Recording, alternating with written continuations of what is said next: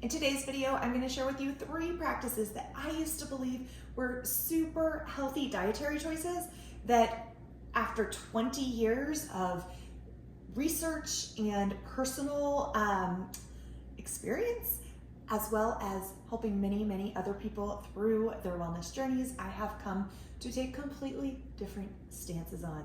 So let's dive on in, but first I want to take a quick second to welcome you if you are new here. Hello, welcome. My name is Amanda Willis. I empower families to wellness authentically through biblically rooted principles. And that is actually where some of my research has come in. So if you have been following along either on my Instagram or here on YouTube or personally or on my newsletter list, then you are probably aware already that my barometer for what is true is scripture. Therefore, if there is a health guideline that goes against scriptural principles and things that God has said, this is good, but the health industry is going to say it is not, or whoever is telling you don't eat this and don't eat that, scripture has some things to say about that too. So let's dive on in. Okay, so thing 1 that I used to avoid, I wouldn't say like the plague, but I avoided as much as I could, was red meat.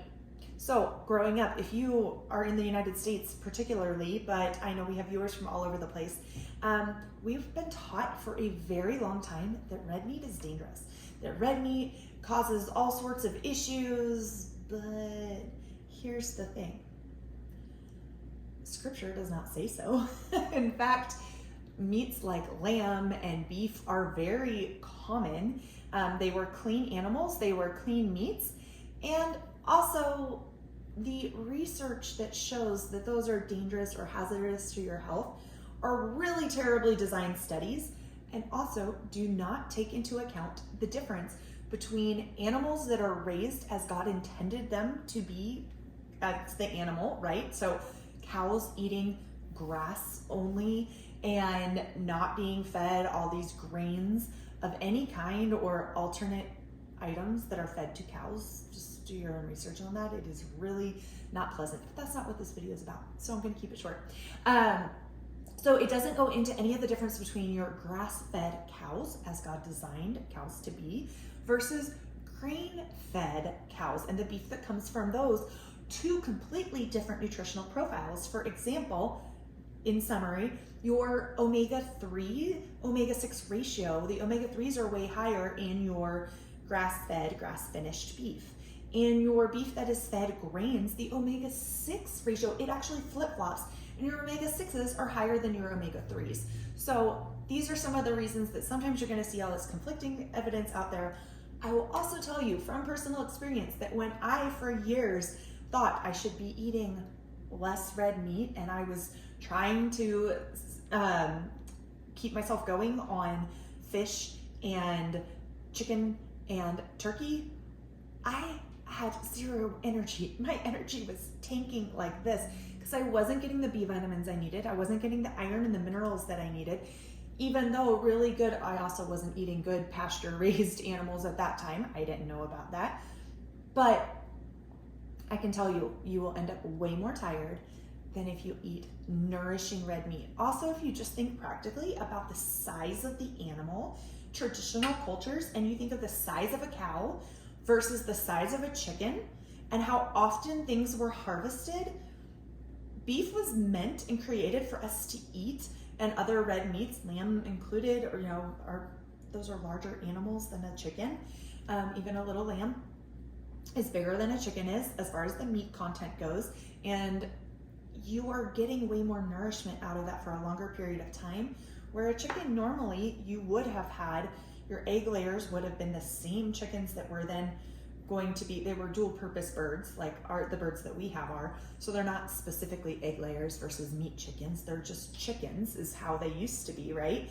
And you would have eggs, and when they stopped producing the eggs, then you would butcher your chicken. So you eat chicken way less frequently than we eat chicken today.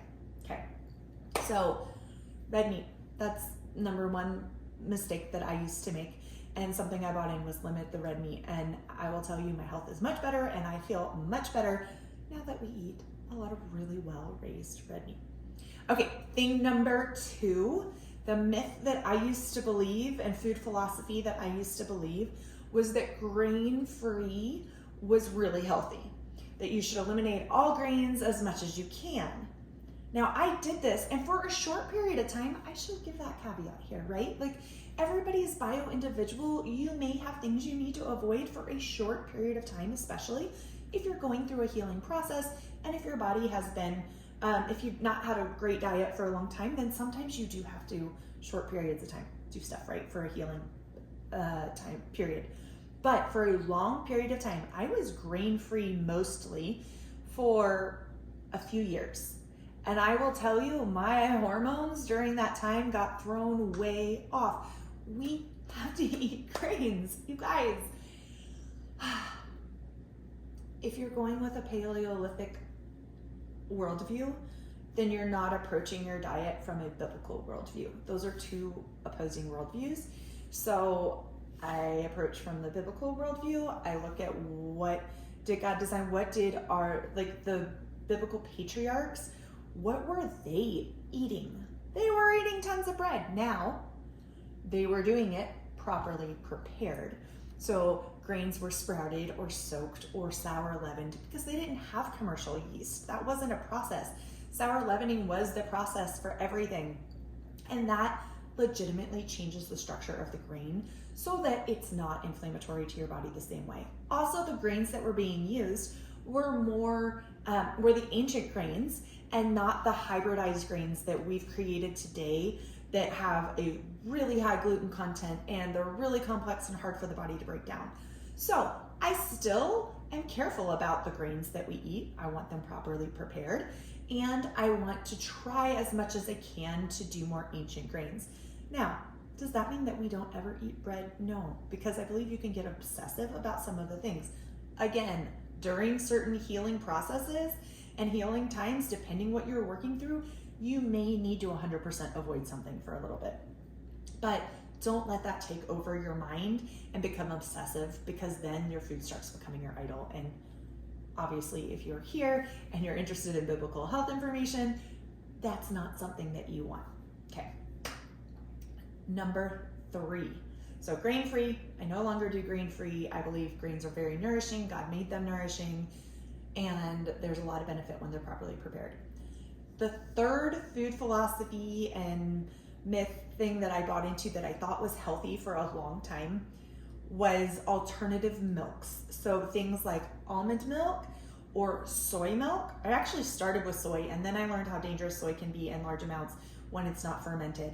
And so I started avoiding the soy milk, but I did do that for a very long time.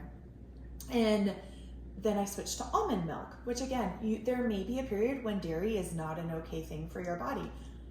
I'm not discounting that, okay? Please hear me when I say that. I understand everybody's in a different place with different healing things. But almond milk, I will beg you to try to avoid in large quantities. There are still times occasionally if we're out, if the milk choices are bad and I really want a latte, I might do an almond milk latte. Okay, so I'm not an absolutist. However, I also know that I'm going to see some inflammatory results from that as well. So you're kind of picking what inflammation, what are you willing to take your, where are you willing to take that hit kind of thing. So because the almond milk, unless you are making your own almond milk and you are soaking your almonds in an acidic liquid until the phytic acid is deactivated, then you are now consuming massive amounts of phytic acid all in a concentrated beverage. And your phytic acid, that is an enzyme inhibitor in grains, nuts, and legumes that keeps the seed from sprouting until the conditions are ideal, which is great in nature, right? Like that's what you want. God created that to happen so that things weren't just sprouting all over and then not reproducing. They were sprouting during ideal conditions, and then you would have your almond tree or your wheat growing, whatever, and not in the middle of winter. So it had, or in the middle of a drought, right? Because if it was dry, then it's not sprouting. So that phytic acid protects the seed and the enzymes in there, and it stops them from working. Now, when you soak in an acidic solution, so something like lemon juice or apple cider vinegar or whey, and you're soaking your nuts, your grains, your legumes, then that deactivates that phytic acid and it activates the enzymes then, so that then you're not getting the phytic acid impact on your body, which not only inhibits enzymes, so all your digestive enzymes, everything that's essential for all of your cellular function to work, you don't want that deactivated or downregulated at all. It also, phytic acid pulls minerals from your body and leaches minerals. Well, in today's world, we are already really mineral deficient. If you've been around here on this channel, you've heard me beat that drum as much as I can. Get your minerals, get your minerals, get your minerals, because minerals are so essential and they are not in our soil like they used to be. So we really have to be intentional about that today, when before it was just kind of a given. Same thing with enzymes. So you don't want to be leaching those minerals from your body and leaching and inhibiting the enzymes from functioning properly in your body either. So that's why almond milk, any nut milk, not just almond milk. Almond milk just tends to be one of the most popular ones, right? And then soy, when I had mentioned that, if it's not fermented, it has a lot of phytoestrogens that just don't play well in the body unless they're fermented. So if you look at most Asian cultures that are consuming a lot of soy, most of the time it's in a traditionally fermented soy sauce or in something, I think it's called, I'm gonna misspeak and somebody's gonna get on me about it. I think it starts with an N, is it Nate, I wanna say NATO, but that's so wrong because that's an organization. Is it natto maybe? Maybe it's natto. I think it's like NATTO. It's a fermented soy product. But that breaks down a lot of those things, so it's super digestible. Again, for the body, the processes that were traditionally used in cultures make the world of a difference for a lot of these foods that can be demonized or are claimed to be health foods. It's like, great, they are if you prepare them properly. If we don't try to take the modern convenience factor and put it into absolutely everything and realize that real food takes time. Now, the good news is real food doesn't always take your time. It takes inactive time, but it does take some planning ahead and things like that. So those are the 3 myths and food philosophies that I used to buy into. Tell me some of yours down in the comments below if there's something that you used to think was super healthy and then you have learned over time, no, it's actually not. And if you think about going back to the milk real fast, God gave his people a land flowing with milk and honey. If we were supposed to be steering clear of good, again, milk that's coming from cows that are eating what they're supposed to be eating and are cared for and in an environment where they're getting plenty of sun, not indoors in some sort of a factory, where they're out on the grass and ideally permaculture, regenerative agriculture kind of style, which is how God created them to be, right? Those kind of cows produce really healthy milk that is actually then really good for us as long as we don't heat it and destroy it. All of those good enzymes and things that are in there, really great probiotic bacteria, then it's super nourishing for our bodies. It's when we then come in and process it and destroy it and take it out of its natural form that we can no longer process it, and then it becomes inflammatory and hard on the body. All right, that was a little extra for you there at the end. Thank you guys so much for watching and taking the time to watch this video. Until next time, take care, friends. Cheers.